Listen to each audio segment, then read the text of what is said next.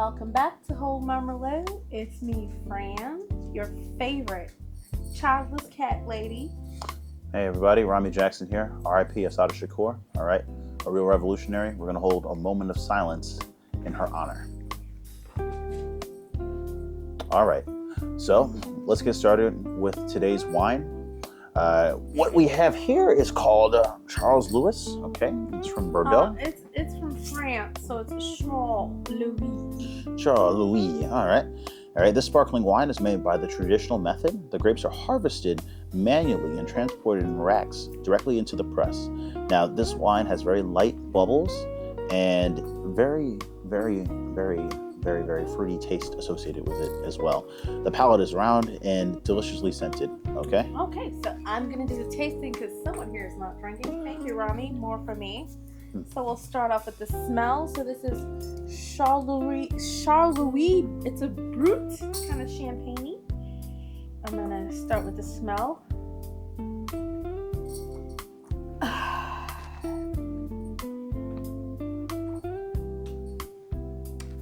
It's hard to smell it because this is a copper club. It smells good. We'll just say it smells good. We're going to look at the color. It's a fabulous clear color. Why don't you smell it? What do you smell? I smell the fruitiness. You smell it? Yeah, it's kind of hard to see it too in the copper cup. I think honestly we should maybe refrain from the copper cup in the future. Yeah, but it's clear. And the taste definitely tastes like champagne. But I heard like you can't call it champagne unless it's from Champagne, France. Yeah, it's like tequila in Mexico. You can't call any alcohol that isn't made in Oaxaca, Mexico, tequila. It's then an agave-based liquor, all right, or something like that. Right. So this is the Brut. It's Charles Louis Brut. I'm gonna give it a 4 out of 5. It's pretty delicious. It's very crisp, very fruity, very smooth. I mean, it's great summer wine. It was really hot this weekend. I tried it on Friday at my local Fenwick Beer and Wine store for their wine tastings. I bought a bottle. It's about $23, so it's a little on the expensive side, but it is delicious and it is a recommend. Charles Louis Brut from La France. Cheers. Cheers.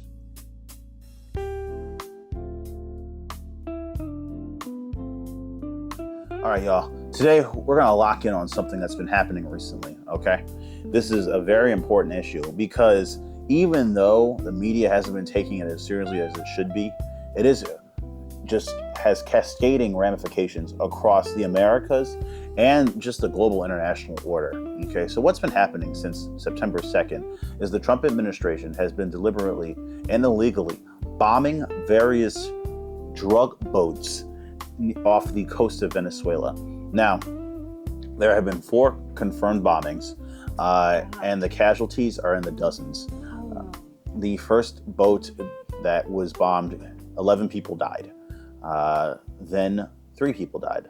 The third boat, it's unconfirmed how many people were killed, and then the fourth boat, another 3 people died.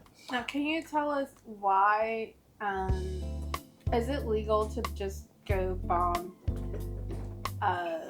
Is it legal to just go and bomb boats in what region are they bombing the boats? So they're bombing the boats in the Caribbean off the coast of Venezuela. Right. Is it legal? This is illegal. Okay. Why is it illegal? Well, first, these people, it's a violation of international law. You can't bomb random civilians in another country without that country say, like, first, they're operating off of the waters of Venezuela. Right, which is international waters. Which is international waters, so you can't. That's not the United States. Like, Yes. if you were to bomb a boat, I think, like, off the coast of Florida, off the coast of maybe Texas, or any one of our, countries, not countries, any one of our states that are on the coastline, I'm not sure what the legal ramifications are, but that would be within the United States territory. You can't just go to other people's countries and just start bombing. Yes. Just start killing their civilians. You're crossing waters, going into someone else's waters, basically you're in another country. Yes. And you're just bombing their people. Yes. Right? Now, one of the reasons I think you probably should not do something like that is because what if they're civilians, right? Obviously, it's not legal anyway, but let's say you bomb like a boat and it's just full of innocent people. Now you've killed innocent civilians outside of the scope of war, right? There's no war. Well, like, what are you doing there? It doesn't make any sense unless you have a legal agreement with the country to help them control their waters. I don't think you can do that at all. And to Fran's point, this is really an example of American jingoism and imperialism. So let's take it back a little bit. Our story starts with essentially the Monroe Doctrine. So the Monroe Doctrine was a doctrine published or promoted by President James Monroe in 1823. Okay, and what it essentially said was that the Monroe Doctrine is part of a larger ideological framework that the U.S. was operating under that said that the Americas were the backyard of the United States. It was at first anti-colonial and defensive. Now, anti-colonial in the sense it was against European colonialism, because it said that European countries could no longer try to colonize parts of South America, and that America will be the defender of the Americas on the international stage.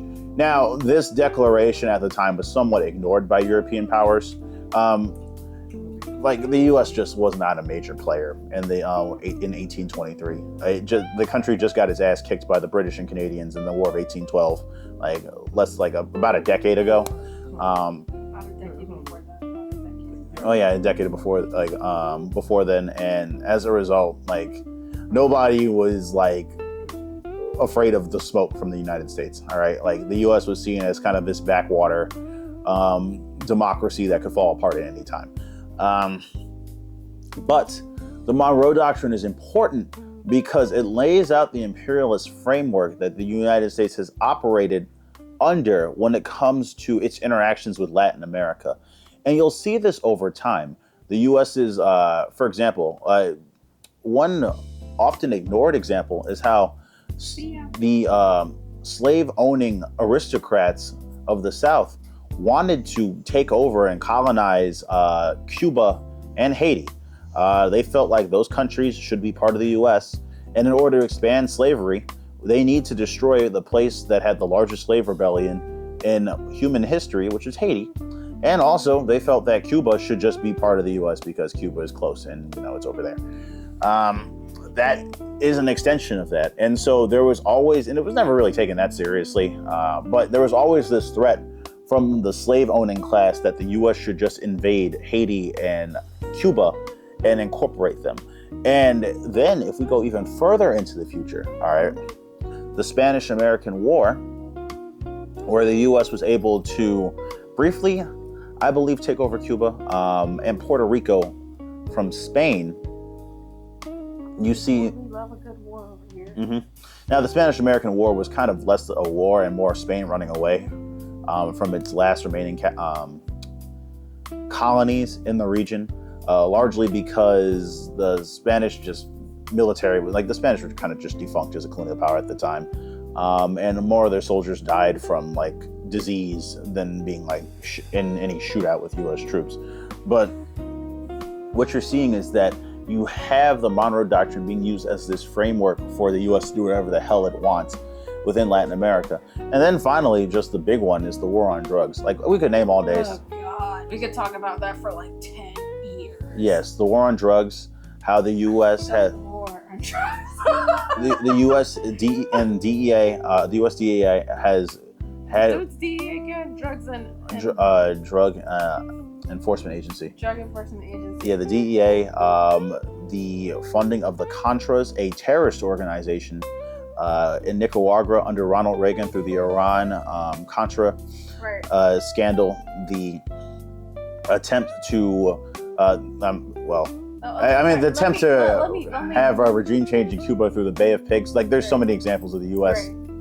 All right, but let me jump in. So the war on drugs in the United States. I've watched documentaries with one of my ex-boyfriends who showed me a whole host of problems within the American legal system, the American Drug Enforcement Agency, and the police, and just the entire kind of, I want to say, I don't want to call it like a charade, right? Because it's all very serious. It's all very serious stuff, right?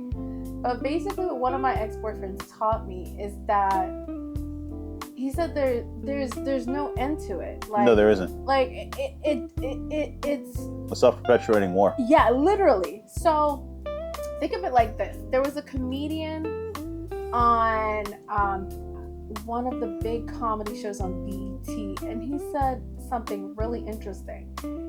He said, think about the war on drugs in black neighborhoods. He was like, how do the drugs get to the neighborhood? How do the guns get to the neighborhood? He was like, black people there do not travel, right? So how are they getting to South America to get these drugs?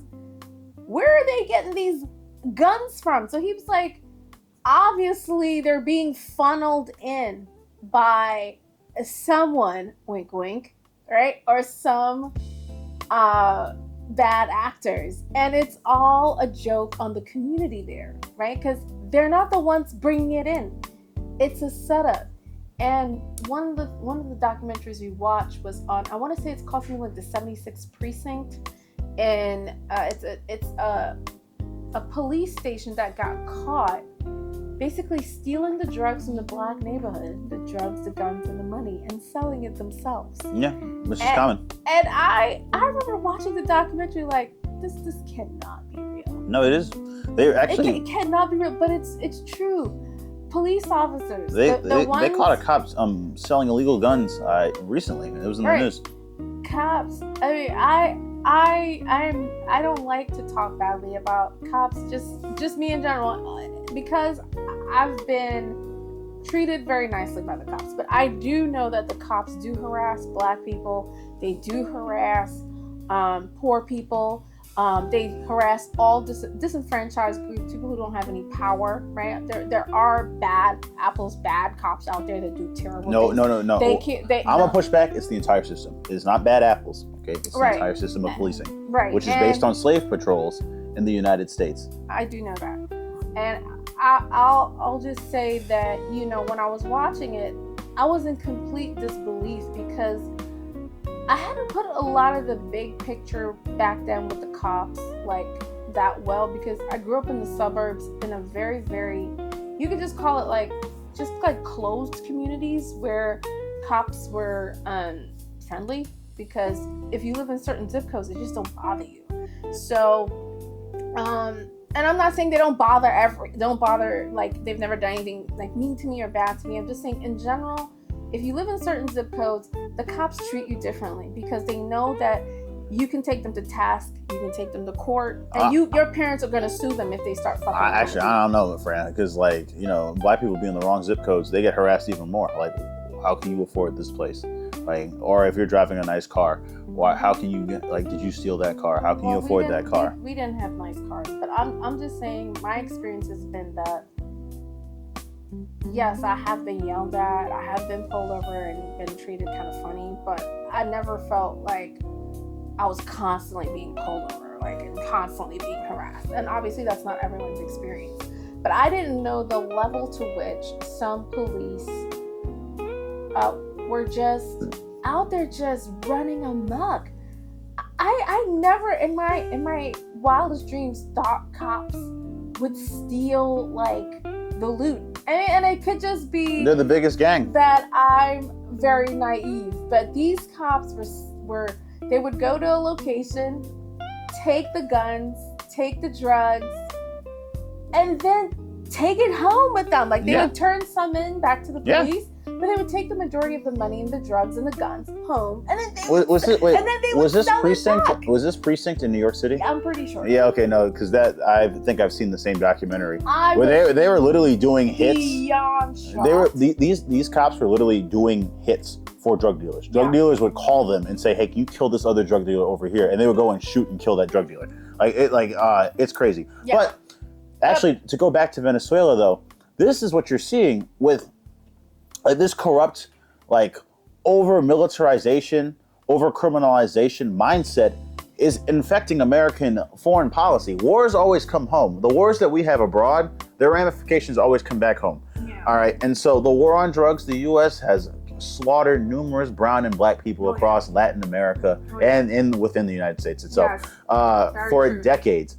And these wars will always come back to us. And so like, and not only did they come back to us, but we have to keep perpetuating them. Yes. So like, what's currently happening now is that there is a huge fentanyl crisis in the United States. Now, it's not a crisis. It's horrible. Now, it's really bad. Fentanyl is like, you know, most things. It's opioids. It's like it's bad for you. Okay. But what we have to understand about fentanyl production is that most fentanyl production, one, happens within the United States. So they're like a fentanyl that's being like, you know, found and distributed and killing people in the U.S. is from the U.S. Now, if there is fentanyl being trafficked into the U.S., it's usually coming from Mexico and to a much smaller extent, China. Venezuela has no real share of this market. Even this is how you know that the bombings that are happening for drugs in Venezuela and it's bullshit. I've never really heard of the United States having a problem with Venezuela over drugs. Yeah, no, I mean, I've heard like Colombia. No, Colombia has cornered the cocaine market of Latin America. Right. Now, cocaine, like the coca plant, can be found everywhere in Latin America. But Colombia, when it comes to just the distribution networks and the synthesis and everything like that, Colombia is the just market leader, okay? Yeah. And Colombia usually, and historically, has been a very close Latin American U.S. ally. So the U.S. has generally pulled its punches against Colombia outside of sending DEA folks there to like do stuff like hunt down Pablo Escobar, fight the FARC and what have you. The FARC are a communist, or formerly communist. Now they're more of like just a gang, revolutionary organization in Colombia. But this attack on Venezuela, okay, is really more. It seems unwarranted. No, it's rooted in like the history of Venezuela. Venezuela has largely been a pretty leftist voice. So Hugo Chavez came to power in the early 2000s, and he was the former head of Venezuela. Chavez was a soldier. He was convicted for trying to overthrow the Venezuelan government one time before. He was released, and then he took power within Venezuela. Chavez was popular. Hugo Chavez did a lot to lower poverty. He helped distribute a lot of the oil money that came in through Venezuela's large oil industry. So Venezuela produces a lot of oil, and it's one of the largest oil producers on the face of the earth. Really? Yes, they are. Now, Venezuelan oil is of poor quality, but that's more to do with the fact that they don't have really the industrial base to like synthesize it and to make it not crude oil anymore. This is kind of common in a lot of developing countries. Like, for example, Nigeria produces a lot of oil too, and I sure do. Yeah, and like, don't get me wrong, I love our Nigerian brothers and sisters, but Nigeria also produces a lot of crude oil because they also don't have a lot of the industrial base necessary to synthesize the oil. Well, they could have it. It's just that the British want all of it for themselves, so they make sure that that country never develops to the point where they can do their own. They can have a healthy oil industry that would make their people rich. I believe Shell is the biggest importer of the oil from Nigeria. If you go to a Shell station, you're basically supporting poverty. And BP. Yeah, maybe BP. Yeah, but British Petroleum. It's Nigerian oil. Because I've never heard of England having any oil. And to that point too, Venezuela has oil. It's always been known to have oil. Mm-hmm. And I'll just like to give a shout out to Trinidad and Tobago, which is northeast of Venezuela. It's also an oil producing nation. They have oil and also natural gas. I believe it's like one of the biggest natural gas exports. So that area in general is just rich. Mm-hmm. In Guyana as well. Guyana has a lot of oil as well. Really? Yes, it does. Why are they poor? Who's taking their oil? Guyana's developed quite a bit. I've never been. Yeah. Well, actually, maybe I've been to Guyana, but I don't think I've ever like gotten off the plane. But Yeah, my mom used to work in the airline industry in the Caribbean. We used to live in the Caribbean, in Trinidad, to be specific. So I've probably been to Guyana, but don't remember. But anyway, that region is rich in oil. Yes. I guess so, yeah. Yeah, and so the U.S. has never liked Hugo Chavez. Hugo Chavez was openly anti-American, or anti-American imperialism. The U.S. is against anyone who is against the U.S. And also, he is a loud leftist voice trying to promote like a Latin American sovereignty, and independence away from the Monroe Doctrine and from American hegemony. Now, don't get me wrong, Hugo Chavez was not perfect. A lot of the Venezuelan oil industry is notoriously corrupt. But Venezuela, okay, when I was a little girl in Trinidad, we always used to hear about Venezuela. And Venezuela was a very stable country that, from what I have heard, was a developed country because they're oil rich. The people there have good education. Yeah. They're pretty much like back in the 80s and 90s when we lived in the Caribbean. From what I've heard, Venezuela it's a fully developed nation. No, to your point, Venezuela didn't really have a lot of the problems in like the 50s and 60s that a lot of its Latin American neighbors had. Like Venezuela was pretty developed. I believe at the time was also a stable democracy as well. Yeah, stable democracy. Yeah, so like Venezuela, like its decline has been marked by U.S. sanctions and like U.S. pressure against Venezuela, but also again to what I was saying, like mismanagement of the oil industry, and which started. It didn't start under Chavez, but Chavez kind of didn't do a lot to fix it per se. He was good at redistributing the wealth, but he didn't do a lot to really like root out a lot of the corruption within the industry. And then Chavez died somewhat suddenly and early, only for Nicolas Maduro to take power. Now let's go into Maduro a little bit. Maduro is an idiot. Okay. No, I'm this has been said in and outside of Venezuela. Like Chavez was charming and charismatic, intelligent. Maduro is kind of dumb and authoritarian. He doesn't really care about like redistributing wealth or oil proceeds. He just cares about maintaining power. Under his rule, Venezuela has become somewhat of a regional pariah state, in part due to U.S. pressure, but also due to his own mistakes. He's had flagrantly illegal elections. He's threatened to invade Guyana, Venezuela's neighbor.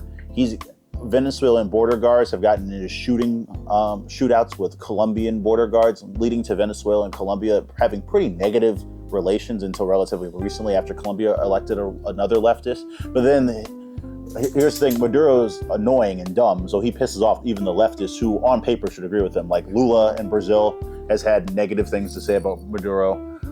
The Colombian president of, I forgot his name, the guy who just got all of the visas taken away for Colombia. Power to you, you're a good man. I'm just sorry, I just cannot think of your name right now. He has had negative things to say about Maduro. So like, Maduro is not really an interesting figure because he's actually your kind of typical dumbass authoritarian. But what is fascinating to see is that a lot of the U.S.'s hate towards Maduro, right, and the United States does not support countries that support communism. Okay, that's really the big thing about Venezuela. Well, they're not communists; they're socialists. Chavez, who was before Maduro? Chavez, right? Yeah. Chavez redistributed the wealth, right? Yeah, but he wasn't a communist; he was a socialist. He was a socialist. Okay, yeah.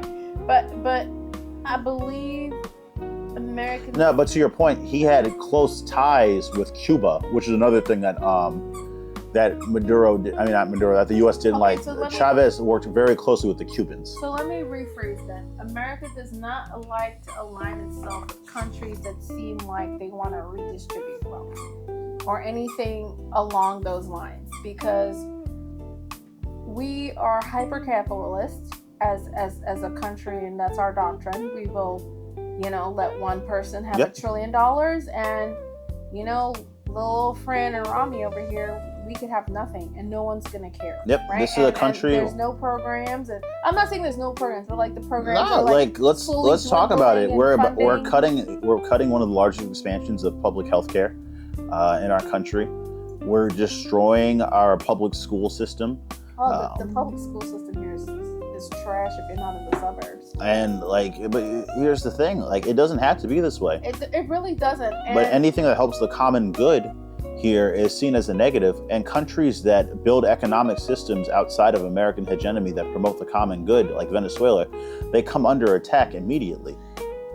Yes, I will partially agree. But basically, the United States, if your country seems like it wants to try to, quote unquote, yes, uplift and give away free services or make it too easy, and when I say too easy, I'm putting that in quotations, for people to level up, there is a squashing of that concept. They're like, no, we don't want to hear about this.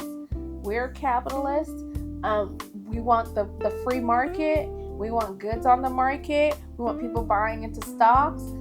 We don't want easy mobility. Yes. America does not support that. So one of the reasons they do not like Venezuela is because there was easier mobility there, and a distribution of some of the resources with a socialist, I guess. Yeah, no, Maduro, he built schools. I'm sorry, not Maduro. Chavez built schools. He built new homes. He really developed Caracas, the capital of Venezuela. And he did a lot to try to get rid of the slums, which were notorious in Caracas, and build that up into good public infrastructure where people could live. However, after his death, the U.S. relationship with Venezuela, which was never really good, and the CIA is accused of trying to overthrow Chavez, which I think is true. But things got exponentially worse under Maduro. So Maduro rigged 2 elections despite international sanctions against him. Now, these sanctions were placed on him by the United States, but they got actually quite a bit of support from other nations outside of China, Russia, and Iran, which all have close ties with Venezuela. Yeah, and also just take note of this. I live here. I'm a U.S. citizen. I'm a tax-paying U.S. citizen. I owe $0 to IRS. Okay, so I pay my stuff, and I live by the rules. I'm a very square individual. I am not criticizing the country. I'm just saying this is what we do here. America. If America gives an order to a country to do something and they don't, the United States will sabotage everything your country has going. It doesn't end well for countries that don't go along with the plan and the vision of the United States for the world. So if the United States sends a message to, let's say, the president of Venezuela, hey, we would like you to step down. Literally, right? When Obama was in office, he literally went on camera so many times. You can go online and look it up. And he asked several North African leaders, and what was it? Algeria, Tunisia, Libya, Egypt. He just said, it's time for you to go. Your people are out there. They're asking y'all to step down. And I remember just staring at the TV did he just tell them leaders to just step down? Can you imagine a world leader telling Donald Trump to step down? We would be over here who the fuck are you? We had an election. Get out of here. Well, to be fair, those men who he was telling to step down did not have elections. They were kind of, I'm glad you pointed that out because I don't remember. But I'm just saying, you're in your country with your people. I can't imagine the president of France getting on TV and going, Donald Trump, you gotta step down. It's a laughable concept to me. So when I saw Obama, it's hegemony. When I saw Obama telling what was the Syrian president he asked? Who was the former Syrian president? Oh, Bashar al-Assad. He asked Assad. He said it's time for you to step down. Assad didn't step down, and that war. We had a war. Well, we sent troops in and destroyed Syria. The United States. Oh no, we didn't destroy Syria. Okay, Well, I'm not Assad saying we destroyed did, but Syria. well, Assad destroyed Syria, but we sent in troops to get him down, like to get him out of there. No, okay. So I'm only saying this because like I've like studied the Syrian conflict. Okay, so like the U.S. did send troops into Syria, but we did not really engage in heavy fighting against the Syrian military. Okay. Now, what the U.S. did do was arm and train terrorists and rebel groups to fight the Syrian government, and then we would bomb ISIS on behalf of those groups as well. But we helped Assad step down, didn't we? It took him a full good how many years after Obama, because he just stepped down recently. Yeah, it was last it was in January. But Syria's been in at least over a decade. Syria has been in turmoil. Syria's been at war. I was 21 in college, and Syria was at war. Destroyed since Obama politely asked Assad to step down, and Assad was like, no. All the countries that the United States basically told their leaders to step down, they didn't step down, basically crumbled. Like it, all except maybe Iran. I think Iran is one of the ones that kind of like nobody stepped down, and there was really no big set of turmoil that happened after. Well, I mean, there was the Green Revolution. There was the Green Revolution, but I'm saying like the United States did. And Tunisia transitioned to a democracy pretty successfully. Okay, but I think Tunisia might be the only one. Yeah, no, because you have like Libya right next door, which was a complete mess. Yeah, and Egypt. Egypt is also, I think, a hot mess too. But I'm just saying. Egypt is another Egypt is weird because it went from a dictatorship to a democracy, albeit a somewhat illiberal one, back to a dictatorship. Right. But what I'm saying is, United States meddles. Yes, it does. We are meddlers, and we are very much love to dictate like what other countries should do, like which leaders they should pick. And when the U.S. goes and tells to someone like Chavez, like, "Hi, like you gotta go," like if they don't listen. The United States has capabilities that just enables full scale destruction. Oh yeah, because so like Maduro. Since Chavez, Venezuela's been going downhill. Yeah, it's a mess. I remember watching videos of Venezuelans going into, is it Colombia that's to the left, the border? Yes. I remember watching videos of Venezuelans literally running away. Let's get into why this is happening. From their country, because there's nothing. There's no food, there's no water, there's no electricity. And the country has literally fallen apart. And this is due...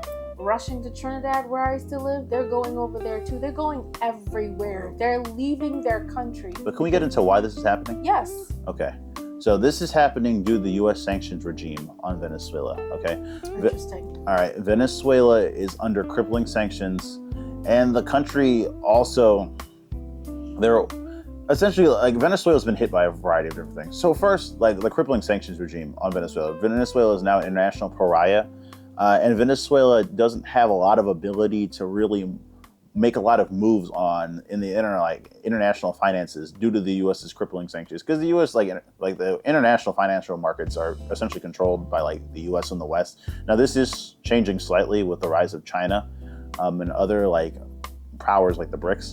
But for right now, like Venezuela is under a crippling sanctions regime, and despite having close ties with China, like Russia and Iran.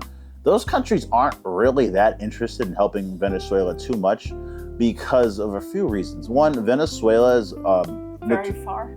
Well, it's not like that, but it's also like Venezuela's notoriously it's notoriously corrupt, and it's not a stable country. So there's not a lot of places to park your investments there. Even if you're like, say you're like the Chinese Communist Party, and you're like, no, fuck America, we're going to invest in Venezuela. It's like, actually, no, that's not really a good idea because it's not safe, and there's not a lot of things that like there are not a lot of safe vehicles, financial vehicles for us to invest in Venezuela. But Venezuela also got really damaged by the drop in oil prices. So you saw a huge fall in oil prices over the last few years, particularly during the pandemic, Yes. I believe. And this hurt a lot of countries. It hurt Russia. It hurt the Saudi. It hurt the Gulf states as well. And it hurt Venezuela, and it hurt Nigeria. And so, as Venezuela is such an oil economy, the country doesn't have the ability to really weather that storm compared to other countries that have more developed and diversified economies where oil drops, but like they can still they have enough money to do other things. And then finally, because it's kind of compounding too, because Venezuela can't make a lot of moves on the financial market, they can't really sell a lot of their oil to other countries easily. Iran has the same problem. Iran produces a ton of oil, but because Iran is an international pariah, they can't really sell that oil in ways that are easy. Now, why would you say, what does international pariah mean? International pariahs are countries that now this is based on a U.S. mindset, U.S. framework. These countries don't get a lot of official trade, and they're under heavy sanctions. Now, of course, other countries can trade with them, and but a lot of U.S. sanctions are rigged in a way where if you trade with this country that we sanction, then we're going to sanction your trade too, or something like that. You know what I mean? And so it's just easier for countries to not trade with those countries that are sanctioned by the U.S. rather than to do all this other shit to somehow make it work with them.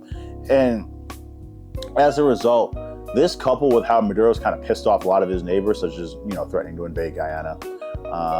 And I think it was one specific part of Guyana that they wanted that had oil. Yes, yes, literally. You've seen Venezuela sort of just start to collapse, and now Venezuela, for all intents and purposes, it's a failed state. You have a huge influx of people, to Fran's point, leaving the country, trying to go into neighboring Colombia. They've been leaving. Going to Brazil. Yeah. A lot of them are trying to take boats to the United States. They're rowing over to Trinidad. And the country is just a mess. And again, like I stated before, Maduro has no interest in fixing anything. He wants to maintain power. That's all he cares about. So Venezuela has, I think we're getting really into our final point on this. What the Trump administration is doing is not only illegal, but it's also dumb. On a foreign policy level, the U.S. has defeated Venezuela. We've defeated Maduro. So where do you think, what is the end game you think with this whole bombing campaign with Venezuela? What is it? Do we want to go to war with Venezuela? I don't think the U.S. Okay, so here, first, before I answer your question, let's get into who wants this to happen. Okay, who's leading all this shit? Who's going to benefit? Marco Rubio. Now, Marco Rubio was a senator from Florida who is now the Secretary of State. Rubio, within Florida politics, was known as a chronic backstabber. He would backstab anybody in order to get to where he wanted to go. And he was not liked even by other Republicans. However, Rubio was, he's a handsome guy. And he's knowledgeable about foreign policy issues. So he was always kind of a leading voice in the Republican Party, particularly when it came to foreign policy issues. In some dark, sad way, Rubio, since he was kind of a leading voice on the Senate Foreign Committee, he actually is somewhat qualified to be Secretary of State of the United States. He's qualified. Yeah. I followed Marco Rubio a little bit throughout his career. He came into power as a Senate rep, not Senate rep, into the House of Representatives around the time Obama came into office. He was part of the Tea Party kind of people that came in around 2008, and they were very anti-Obama, and they were just obstructionists. Yep. They were not going to help Obama do anything. That was their thing. They were, I want to say, Rami, you've said the early MAGA movement. They morphed into the MAGA movement. But these are racists. I believe Marco Rubio, the Tea Party movement was weird. The Tea Party movement was funded by billionaires. Kind of sort of like Sarah Palin, all her little weird stuff that she said about Obama and the weird little racist whistle. Is it the racist whistles? What's it called? Racist. Like, so the Tea Party movement was a billionaire astroturf movement designed to promote extreme cuts to the government. Extreme cuts to the government. Yep. At the time where Obama was trying to expand Medicare or Medicaid for all. Yes. And as a result, you got this weird white supremacist movement that was 100%. And that's where Marco Rubio comes. Yes. Now the thing is, as the Tea Party morphed, right? They basically became Republicans. All right. They were always Republican. Marco Rubio is a Republican. Now he's not no Tea Partier. Now Marco Rubio has always had his eye on the presidency. Yes, he has. And he's been very strategic about how he gets to that position. Now understand that a lot of people that go into the House of Representatives and into the Senate, the goal is to become president. Well, okay, more the Senate than the House. No, usually you go to the House. After the House, you try to get to the Senate, and after the Senate, you try to get to the White House. I think that's I don't think that's true. To me, that's the game of the U.S. House of Representatives, the Senate. The only way you cannot get to the presidency, the only way you cannot ascend, is if you are not eligible as a U.S. citizen, like you weren't born here or whatever. Like there's restrictions I think, on becoming the president. I think what you're saying though is not like completely true. Why? Well, like for example, like a lot of people who come to the House either just leave the House and like exit politics in general. No, they get voted out. Yeah, or they stay in their seats because House seats are gerrymandered heavily. So like it's kind of easy for you to just sit in your seat or your like, congressional fiefdom and not move anywhere. And then like the number of senators who've become president is lower than the number of governors who become president. Like a lot of people, like if you're in the House, you want executive power. Going from House to president, like that is kind of unheard of. What the House of Representatives to the presidency? Yeah. But what a lot of them, I learned a lesson today. Yeah, but what a lot of them like to do is go into the House, and then they'll run for like a state, like executive office, or like I'll become governor of my state. Okay, interesting. Like the current governor of New Mexico, I forget her name, Miss Lujan, I believe. Yeah, she was a congressional rep from New Mexico, and then she ran for the governor of New Mexico and won. Or Byron Donalds, that coon who's running. He didn't win anything, so. Well, he's not. He's there's still a primary, but he's. I don't think so either. But he's going to be running. He's currently running for the governor of Florida to take over after DeSantis. Right, but basically, what I was trying to say about Marco Rubio is, I believe. Look, do you want to check your phone while I'm talking? Marco Rubio, I'm pretty sure, went to the House first. And then, my phone's over there. Then he went to the Senate, I think. And as a senator, I could tell like he's been figuring out his way around what he needs to do to get to the presidency. Now he ran for the presidency. Did he run when Donald Trump ran in 2016? Yes, he did. And he ran in. Yeah. Yeah, and he ran again. Did he run again in 2024? I want to say he didn't run in 2024 because Trump got him out with that little thing we call Little Marco. Marco Rubio, if you No, he never served in the House. He served in the He's always been a senator. He served in the Florida House of Representatives. Okay, so from Florida House of Reps, then he went to the Senate. Yes. Okay, so pardon me. And before that, he was a city commissioner in Miami. Right. So he just look at Marco Rubio. Marco Rubio. Or West Miami City. Is what you call a career politician. Yes, he is. Okay. These are people who go into politics, and that is what they want to do. That's where they're going to be, and that's all that they know. Joe Biden was a career politician. So Joe Biden, maybe I'm thinking more about him, was in the House first, then he went to the Senate, and then from the Senate he went to vice presidency. From the vice presidency, he went to the presidency. So, but understand that Marco Rubio has had his eye on the prize of the U.S. presidency for a very long time, but he can't figure out how to get there. And the sad thing about Marco Rubio is he is a backstabber. He's a backstep, and also Marco Rubio was not supposed to run in 2016. He was a close friend of the Bushes. Now, in politics, if you follow politics, there's a next system, all right, where the party kind of aligns and shows us, the people who are going to vote, this is who we're going to pick for next.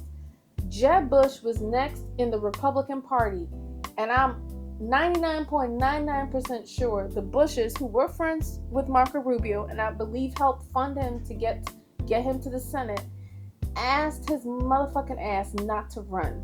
They were like, Jeb's got next. He's governor. Mm-hmm. He's a Bush. It's Jeb's turn. And when he ran for the presidency in 2016, I believe the Bushes cut him off because they were like, what are you doing? Like, we're going to help you, but it's not your turn. So he jumped the line, went to run. The Bushes were pissed. And ever since, he's been trying to figure it out. And I don't think he's ever going to get there. Now that he's figured out that he can't get there through, whatever little plan that he had, he's now aligned with Donald Trump because that is all he wants to do. And you have to understand that Rubio has been somebody, like these jokes have existed for decades. Rubio is somebody who will do and say anything in order to get to where he needs to go.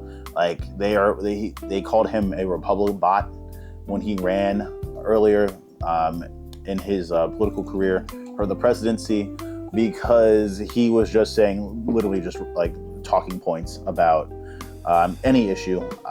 Rubio was never really a Trump Republican until he had to become what he needed to so that he could become Secretary of State.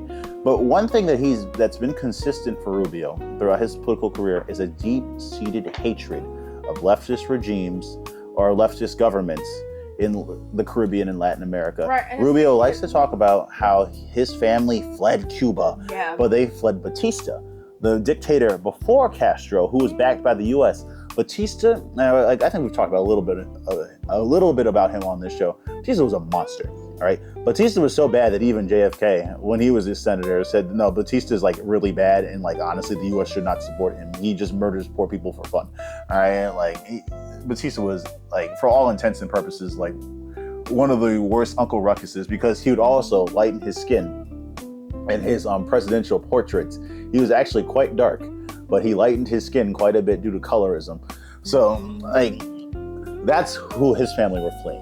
All right, but like a lot of the Cuban folks who came to the U.S. to fleeing Cuba, they became hardcore racist, far right, far Republican. Yes. If you meet a Cuban and you hear them talk about Cuba, you're like, okay, that's interesting. Like, how do you hate your country that much? Like when I've spoken to Cubans, like it's always like they don't like the Cuban regime like at all. There's a very negative stance on their own country. And the thing about it is, personally, you can disagree with your country's stance and policies and politics, but to me, Cubans have an especially big time, like, and a lot of Cubans are anti-Cuba. Well, like Cuba is associated with being this revolutionary island off the coast of the U.S. that had a communist regime for decades. Yeah. And so as a result, like, it makes sense that many of the Cubans who fled, the actual Cubans who fled after Castro took over were usually the white and wealthy Cubans. So it makes sense that they don't like Castro because Castro took all their land that they got illegally or through Batista and then gave it away or gave it back to the people. Right. And go ahead. I was just going to say that that's not Marco's history, despite the lies that he likes to promote. His history is that of, no, we're fleeing Batista because Batista's a monster. Yeah, and Marco Rubio, you can just look at him as he's an opportunist. Yes, he's an opportunist. He's a career politician. He's going to die in a seat somewhere in a political or on the board of some far-right think tank Right. that argues why the U.S. should invade Cuba again. And mark my words, he'll never be president. No. And I feel bad for him because he really don't feel bad for him. Really wants. Do not do that. I can feel bad. He wants that. Listen, you like it, I love it. Marco wants to be president. I love it for you, Marco. But Marco Rubio, unfortunately, has never been able to amass enough support in a party to be able to have the ticket to go run for the presidency with like the full gust of the Republican Party behind him. Usually the Republican Party has somebody in line, right?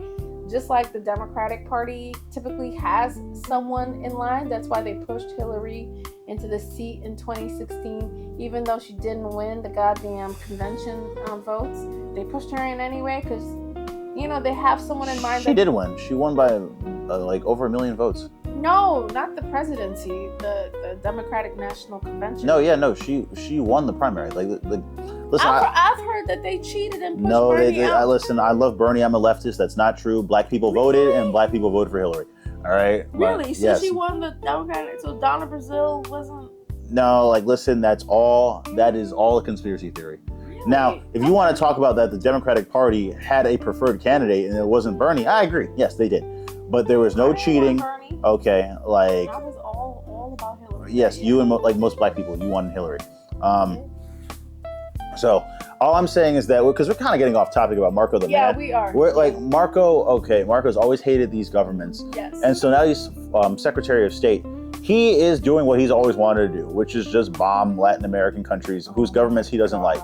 So these bombings of these boats are happening under him, and by all evidence that's been shown so far, he's been the guy promoting this in the ear of Trump, saying like, no, so you he's should. bombing his own people. No, he's not. They're not his own people. They're Venezuelan. He's Cuban. Cubans look, it's still to me. Cubans are white. Venezuelans are dirty brown people. That's how they think of it. You know what I mean? Venezuelans? I'm saying that's the racist dumbass mindset that they Right. operate off of. South America is a very diverse place. You'll find any color person I'll put money on it. If you went to Venezuela, I've never been. But if you went to Venezuela, I'm pretty sure you will find white Venezuelans, brown Venezuelans, black Venezuelans. It's South America, so typically what it is it's a mashup of Europeans, Africans, indigenous, original American Indians. It's a mashup of people. So, to me, anything south of south of, I'm trying to get my words together here. To me, anything south of America is always considered just South America. Now, obviously, there's Central America, and then there is actual South America. But if Marco Rubio is from the Caribbean, right? He's Cuban. Yeah. Right? And he's bombing essentially Central and South American countries, or is it just all South American countries? I mean, he's so far it's Venezuela, but this kind of gets into what I was saying about Marco Rubio, where he's spearheading this, and you're only going to see an expansion of his policy. Okay, these bombings are happening because Rubio wants to destabilize the Maduro government, which the U.S. has had an interest in doing for quite a while, especially under Trump. Trump famously threatened to invade Venezuela during his first term, going against this. He's starting to invade a lot of places. Yeah, going against his this idea that Trump is somehow a pacifist for absolutely no reason. There's no evidence that Trump has ever been a pacifist. Literally only an idiot thinks that. What are the countries Trump is starting to take over? Canada, Greenland, Venezuela, Mexico, Iran. Starting to take over? No, not take over, just bomb and start wars with them. I think he's starting to take over Greenland, though, and Canada, for sure. Yeah, and he's starting to bomb Mexico, Venezuela, and Iran. And he has bombed Iran. Yes, and also Venezuela. Oh, yeah, that's right. So we can add that to the list. So, you know what? Why don't we kind of draw this down?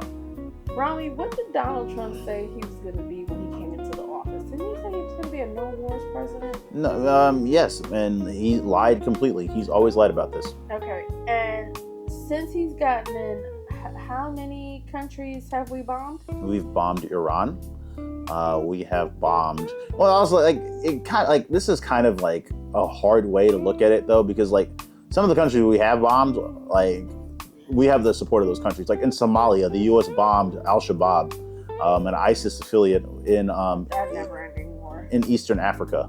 And the U.S. has the support of the Somali government. Like the Somali government is like, no, please bomb the terrorists. Like, you know what I mean? So like that's kind of like a hard one. But like no, we bombed Iran illegally and ineffectively. We have bombed Venezuela illegally and ineffectively. So do you think he's a no wars president? No, I don't. And what did he rename the Department of Defense? The Department of War, which tells you where his mindset is. Right. I think it's really, really ironic that the no wars president, one of the things that he said he was going to do, which the Republicans loved, by the way, Trump promised that he was not going to get us into any more wars. He said what? He was like, no more soldiers going overseas.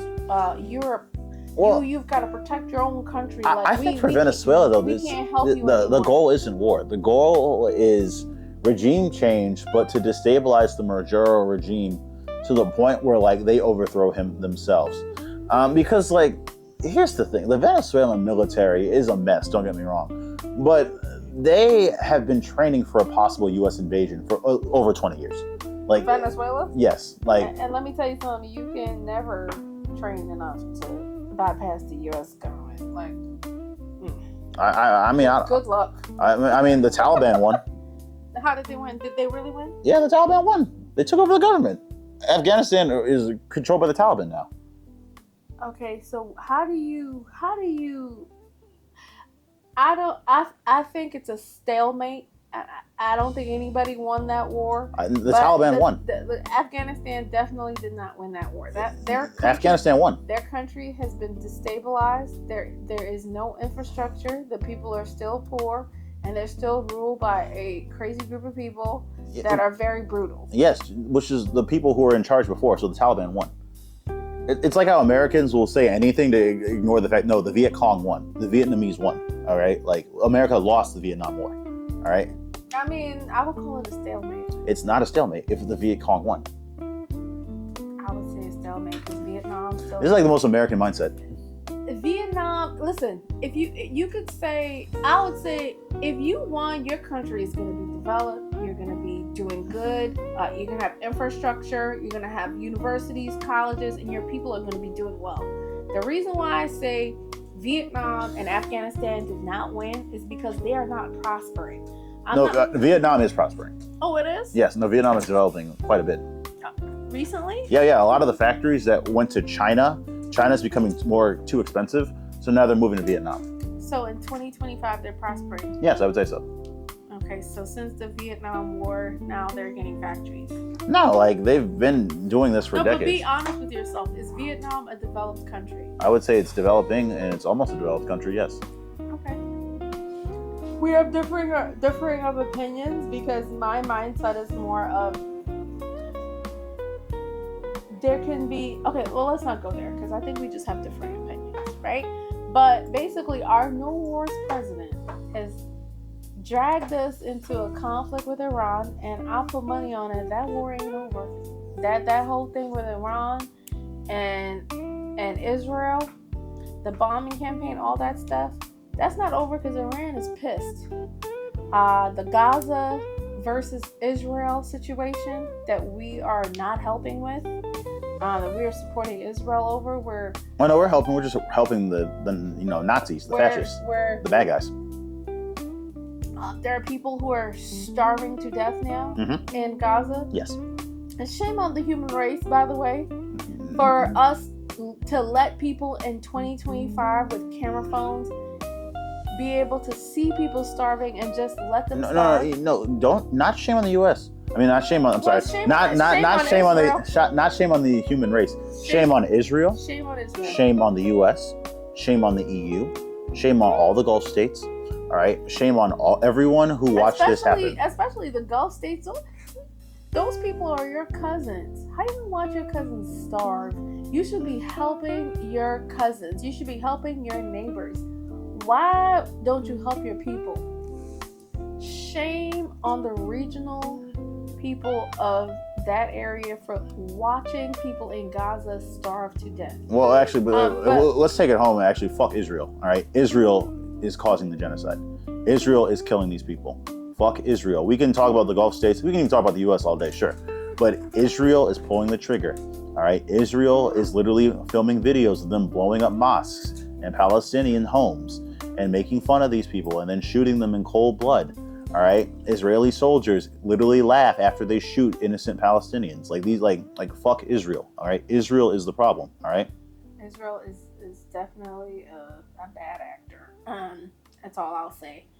But our no wars president is allowing the starvation of people in Gaza. Oh, fam, we got off Venezuela. We got like. Oh yeah, we were concluding though. I'm just all right. Okay. All right, no, okay, free Palestine. All right, I just want to say that just to wrap everything up, because I know I rambled a little bit on Venezuela, but Marco Rubio wants to destabilize the Maduro regime. Good on you for bringing it back. So that they can promote regime change within Venezuela. I don't think there will be a war. I don't think the U.S. population has the stomach for that. And not to mention that there's no point in invading Venezuela. There's actually really no point in bombing these boats because the U.S. actually. There's oil. There's definitely a reason to go there. I mean, there is, but there's no strategic value in taking over Venezuela. Like the U.S. already won. You know what I mean? The Maduro regime has been crushed. The Venezuelan people live in poverty. The country's infrastructure is down. The country's oil infrastructure has degraded heavily. Like the U.S. got what it wanted. Like Venezuela has no teeth. Okay, like sure, Maduro staying in power is probably annoying. Yeah, but other than that, like the U.S. has every. It's kind of like how Russia was winning its war against Ukraine in the sense of the geopolitical war by just putting all those soldiers next to Ukraine. Like Ukraine was already drafting legislation saying we will not join NATO. Russia is our ally. We want to remain a democracy in our own country, but we will not join NATO. We will limit our ties with the U.S. We will stay, for all intents and purposes, we will stay in Russia's sphere of influence. We just want to have our own country. Then Putin's dumbass just said, no, I'll take over the shit anyway because Russia's strong, Ukraine weak. And then literally over 300,000 Russian soldiers are dead. You know what I mean? I feel like the U.S. is dumb and our leadership is dumb, but I don't think our dumbass leadership is so stupid to invade Venezuela. However, we've threatened to invade Mexico and Canada, two of our largest trading partners and closest allies. So, anything's possible. Oh, yeah, that's right. He did threaten to invade Mexico. Yes, he did. There's a lot of threats, and honestly, I don't really tune in as much to the news now because I think I've overloaded on information now.